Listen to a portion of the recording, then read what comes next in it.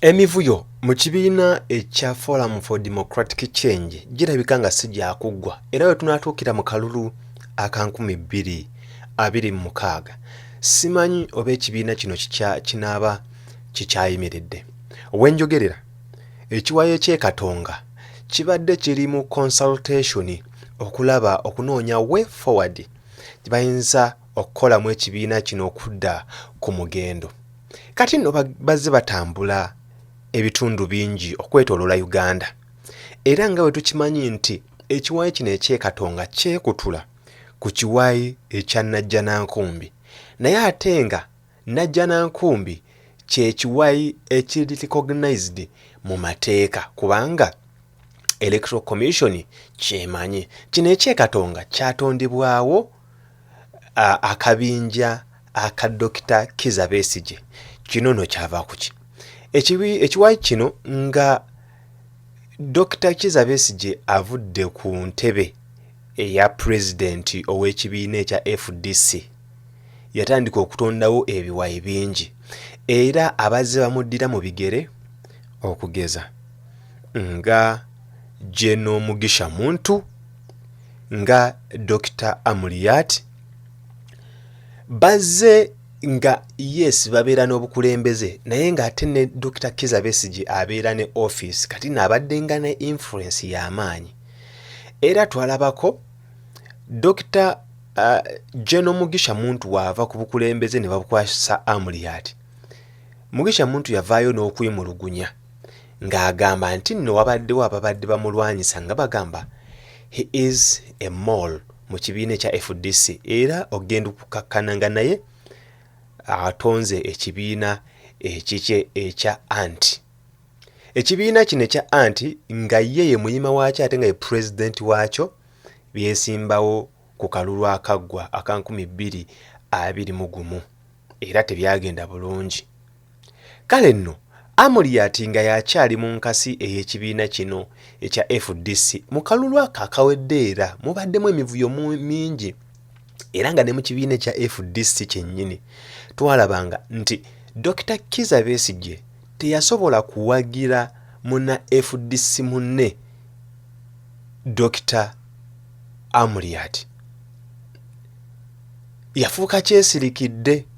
Kati nno obuvuuvumo ne butandika okuvaayo era tugenda okuwulira nga bagamba mbo Amuriat oh boy saako ne Nandala Mafaabi baafuna ssente okuva mu State House era mbu ekibiina kino ekya Forum for Democratic Change baakitunda era n'emmotoka ze baakozesa mu campaign emmotoka zino zaava mu State House.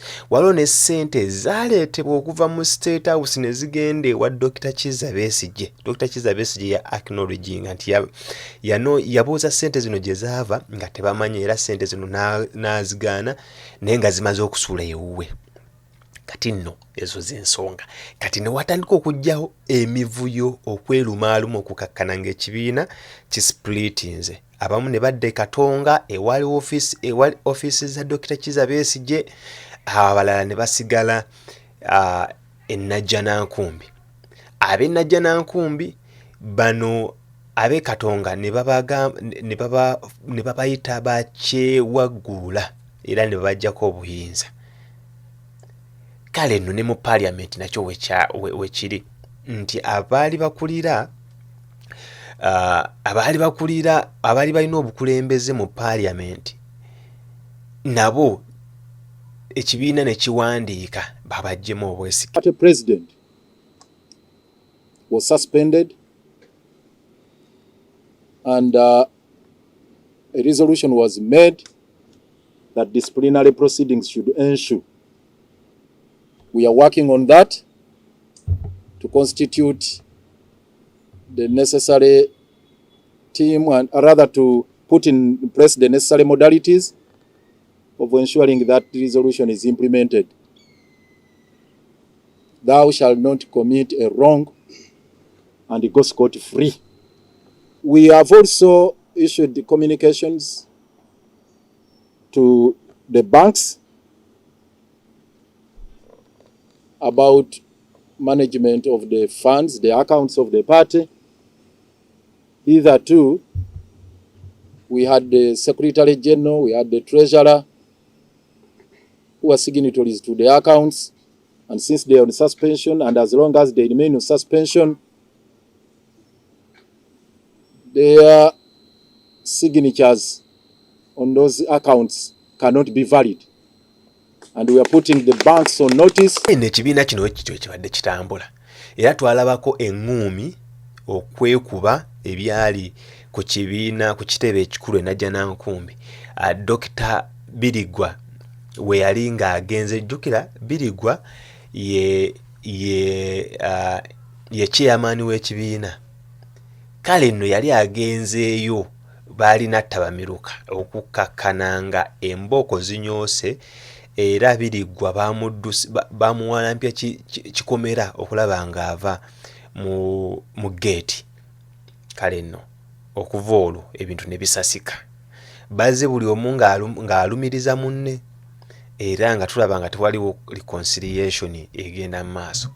Kati nno mu kwebuuzaako bagenzi bayetooloola ebitundu bya Uganda ebyenjawulo nga bagenda beebuuza ekiwayi kya Nandala Faabi ne Amuriat Oboy nakyo kibadde kigenda kitalaga ebitundu ebyenjawulo ebya Uganda, saako n'ekiwayi ekya FDC eky'e Katonga ekikulemberwa Elias Lukwago. Jjukira Elias Lukwago yali yakeeyunga ku kibiina kino recently ne bamuwa wa president kiwayi ky'e Katonga kyenjogerako. Kale nno okusinziira ku byavudde mu kunoonyereza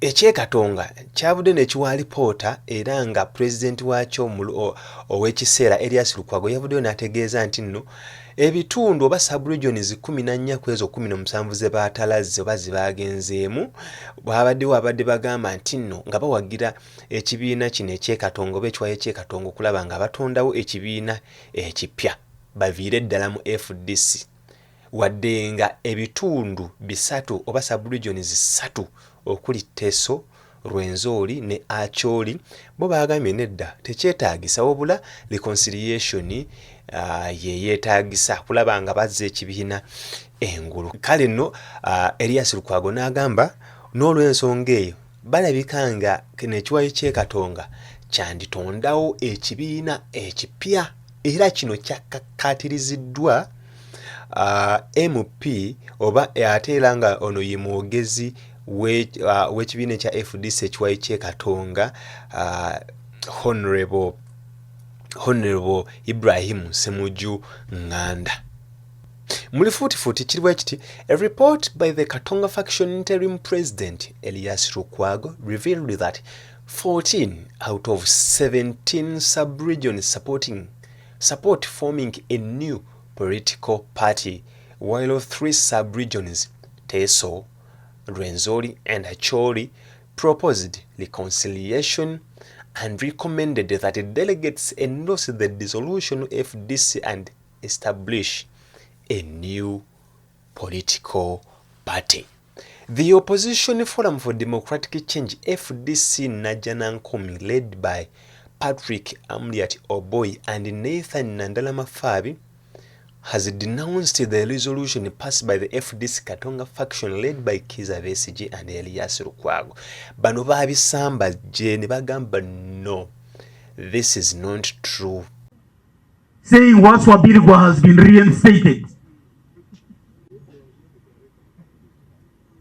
And yet there was no declaration to that effect. You guys,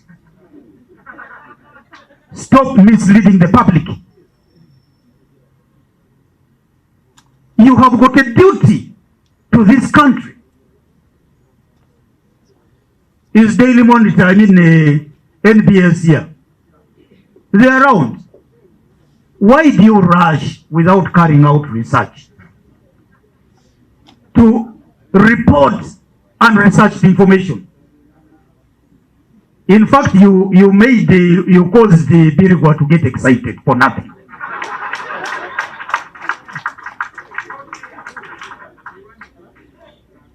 You served him air. But that is not good for the country. Carry out your research before reporting.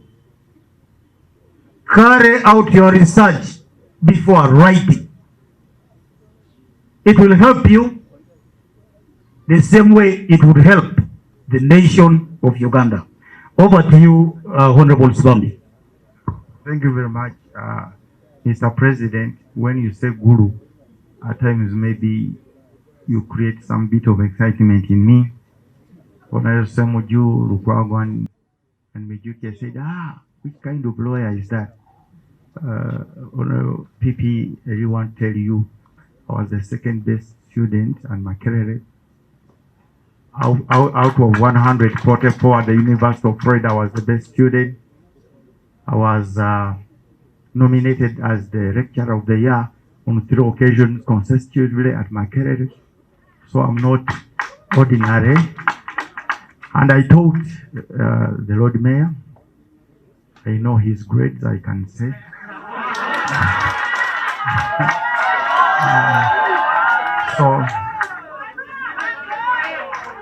Mr. President, going to the points I have to clarify.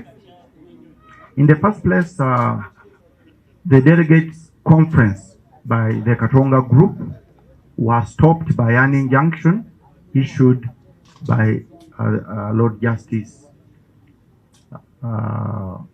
Nambayo. So any resolutions passed in that meeting are null and void because there was a court order stopping their delegates conference. In other words, the appointment of the leadership, which they call the entire interim leaders of the party, is also void ab initio, it's null and void.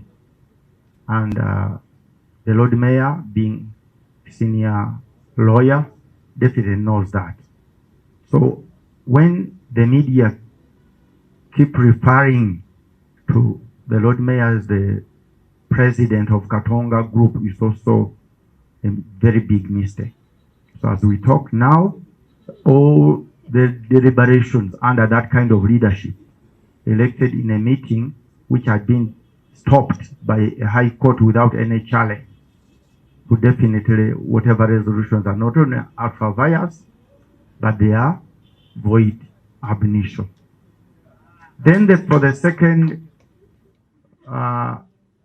point about Uganda Road, I want to join you, the PP, to really request the media to investigate.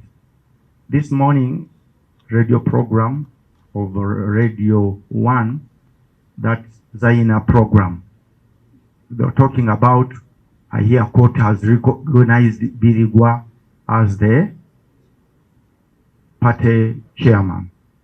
First of all, matters to do with the parties can only be challenged or filed in the High Court. Whatever was filed in the Magistrate Court had nothing to do with administration or management of the political party called FDC. It had to do with what they refer to as private prosecution. Private prosecution is given as a right to a private individual who is not DPP to bring criminal action against any criminal, not civil action. The Katonga Faction broke away from Najanankumbi on grounds that the latter had received money from President Yoweri Kaguta Museveni to fund its campaigns during the 2021 general elections. So, on Monday, members of the Katonga Faction held a delegates conference, after which a number of resolutions were announced. Some of the resolutions included dissolution of the FDC party after both factions failed to resolve their differences. Also, a report by the Katonga Faction interim president Elias Lukwago revealed that 14 out of 17 sub-regions support forming a new political party, while 3 sub-regions, that is Teso, Rwenzori and Achori, proposed reconciliation and recommended that the delegates endorse the dissolution of FDC and establish a new political party. So in response, The FDC Najanankumbi Secretary General Nendela Mafabi denounced the resolution passed by the Katonga Faction, describing its leaders as masqueraders. So now you see the state of the FDC party. Each faction is accusing the other one. Now, FDC Najanankumbi is calling FDC Katonga, it is describing FDC Katonga as masqueraders, and they have denounced these resolutions that they passed, or that they announced on Monday in their delegates conference in Katonga. So that is the state of the FDC party. We wait by 2026, but I guess these people are soon forming a new political party. Chiri mu luvuvumo nti nno actually waliwo n'abamu kuba opposition singa faction ene ye Katonga evaayo nekola ekibiina ekipya, waliwo opposition, abapaka aba opposition abagenda okweyunga ku faction ene ye Katonga. Okugeza omusajja ono oba ow'ekitiibwa Mathias Mpuuga yandiyegatta kubano kuba kati tukimanyi takyaliyo mu Nuupu. Kale nno byebyo, naye nga waliwo Dr. Kizza Besigye obubaka bwe yawadde, era n'abaako ku nsonga zino ze yayogedde, n'agamba kati ke kaseera Uganda esitukiremu, kubanga kirabika nga President Museveni takyalina kyagamba ggwanga. Ebigambo bye tebyabadde biwoomu, nsaba obiwulire n'obwegendereza. We must regain control of the country, and which are, I differ from Godba, certainly. I don't think we shall regain control by encouraging Museveni to give up. That, you know, you have done your work, now it is time. Museveni doesn't need encouragement. He needs to be very strongly pushed out of power, and the country returns to our hands. Yeah! And that is why we are here. We are here to organize, to regain control of the country. And regaining control of the country is not a simple task. It will not come on a silver plate. We must know, why haven't we regained the country up to now? It has been 20 years. Why? Why have we failed in 20 years to gain control of the country? And we must overcome what has made us fail up today. And the first thing that we must overcome is the fear of the dictator. People are terrified. They think a dictator has a lot of power. Dictators are weak. They are paper tigers. If you meet a paper tiger, you may think it is a real tiger until you kick it and you see that it was, after all, a paper tiger. Mr. Museveni is a paper tiger.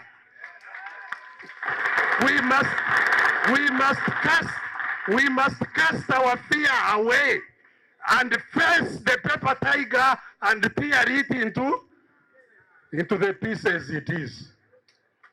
And I am encouraged. I saw when young people recently said they are going to demonstrate against corruption. Mr. Museveni, the paper tiger, came up and said, you dare, I will kill you. I will, moved a lot of dust. I am glad the young people dared and came. In spite of those threats, people came. Are they there or they are not there? Have they died or they haven't? They have pricked the paper tiger.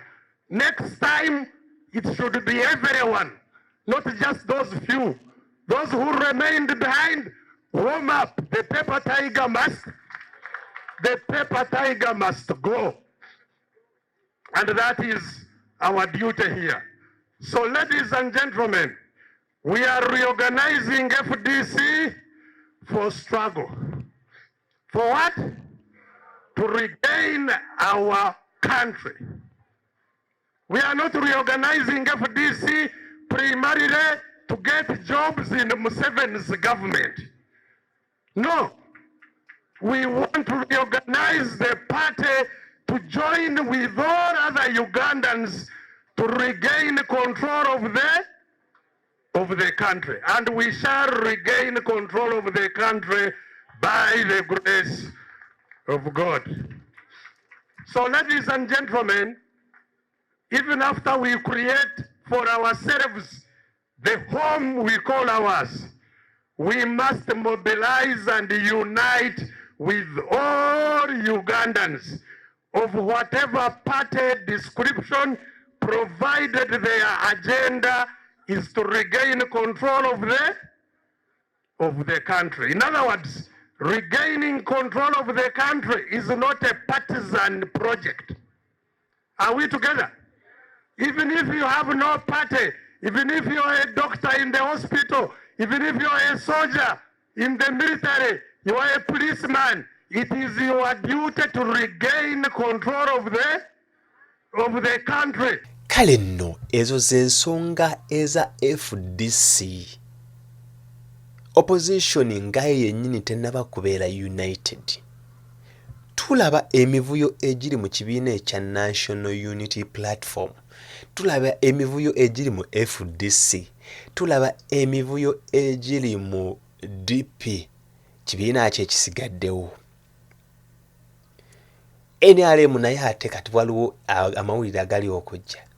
Muhoozi Kainerugaba. Waliwo ate muko Odrick Rwabogo. Eyo nayo story for another day. Ngenda kuba nkikutuusaako. Weekumira no ku Essential Media Uganda. Tuwirabira ku subscribinga, ku likinga, ate era ku sharinga.